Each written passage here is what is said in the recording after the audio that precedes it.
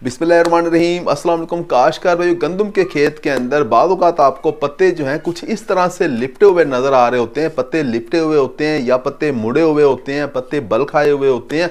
और बाद औक़ात उसके बाद जब सिट्टा निकलता है तो सिट्टा भी आपको फंसा हुआ नज़र आ रहा होता है, फंस के सिट्टा निकल रहा होता है, बल खा के निकल रहा होता है, कुछ टेढ़ा निकल रहा होता है। काश को इसकी वजूहात क्या होती हैं और किस तरह से हम इससे बच सकते हैं। वैसे तो ये कोई ख़तरनाक बात नहीं होती, क्योंकि गंदम की फसल के अंदर सारे सिट्टे इस तरह के नहीं होते, सारे पत्ते इस तरह के नहीं होते, बहुत थोड़े पत्ते इस तरह के होते हैं और पैदावार भी कोई ख़ास मुतासर नहीं होती।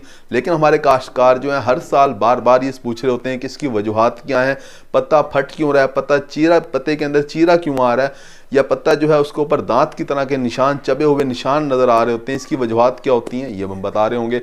अगर आपने हमारे चैनल सब्सक्राइब किया, चैनल को फ़ौरन सब्सक्राइब कर दें, साथ में बेल के बटन को दबा दें ताकि फसलों के मुतालिक हम जितनी वीडियो बना रहे होते हैं वो आपको बर वक्त मिल सके। काश कोई कुछ खुराक की कमी होती है जिसकी वजह से पत्ते कुछ इस तरह के आपको नज़र आ रहे होते हैं। मिसाल के तौर पे कैल्शियम की कमी की वजह से पत्तों के अंदर चीरा आ रहा होता है, पत्तों के ऊपर जो है वो बल आ रहा होता है।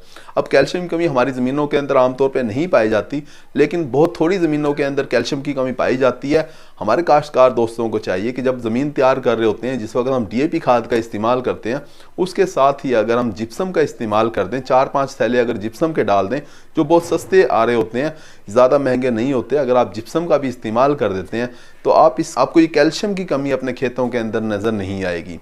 काश को इसके अलावा बाद औक़ात बोरान की कमी की वजह से भी पत्ते कुछ इस तरह से लिपटे हुए नज़र आ रहे होते हैं।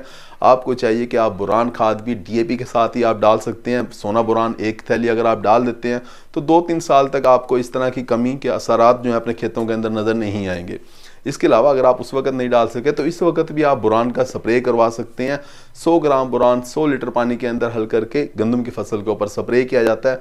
ख़र्चा बहुत ही कम होता है, 100-150 रुपये फ़ी एकड़ खर्चा आता है। काश इसके अलावा जब आप जड़ी बूटी मार जहर का स्प्रे करते हैं तो उसका स्ट्रेस आ रहा होता है हमारी फसल के ऊपर। फसल के ऊपर स्ट्रेस उस वक्त तो हमें नज़र नहीं आता, ये बाद औक़ात हमारी फसल पीली हो जाती है, लेकिन बाद में जब सिट्टा निकल रहा होता है तो सिट्टा भी ये बता रहा होता है कि मेरे ऊपर स्ट्रेस है। यानी जब आप देर से स्प्रे करते हैं, 50, 55, 60 दिन की फसल के ऊपर अगर आपने जड़ी बूटी मार जहर का स्प्रे किया है तो सिट्टे आपके कुछ इस तरह से टेढ़े होकर निकल रहे होंगे, कुछ फंस के निकल रहे होंगे, जो कि जड़ी बूटी मार जहर का स्ट्रेस होता है। ये एक केमिकल इंजरी है जिसकी वजह से आपके सिट्टे इस तरह से निकल रहे होते हैं। झंडा पत्ता भी बाद में इसी तरह से लिपटा हुआ निकल रहा होता है। तो ये जड़ी बूटी मार जहर का स्ट्रेस होता है। आपको चाहिए कि जड़ी बूटी मार जहर आप जल्दी कर लें, यानी 45 दिन के अंदर अंदर आपको कर लेना चाहिए। इसके बाद ज़्यादा लेट आपको स्प्रे नहीं करना चाहिए और ऐसे स्प्रे का, ऐसे जहर का इस्तेमाल करें जिसका स्ट्रेस कम आता हो। काश को इसके अलावा अगर बहुत ज़्यादा कोहरा पड़ जाए तो उसकी वजह से भी सिट्टा कुछ इस तरह से मुड़ के निकल रहा होता है।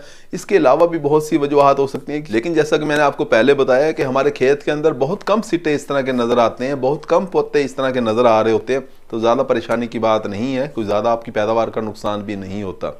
उम्मीद है कि वीडियो आपको समझ आ गई होगी। अपना ख्याल रखिएगा। अल्लाह हाफिज़।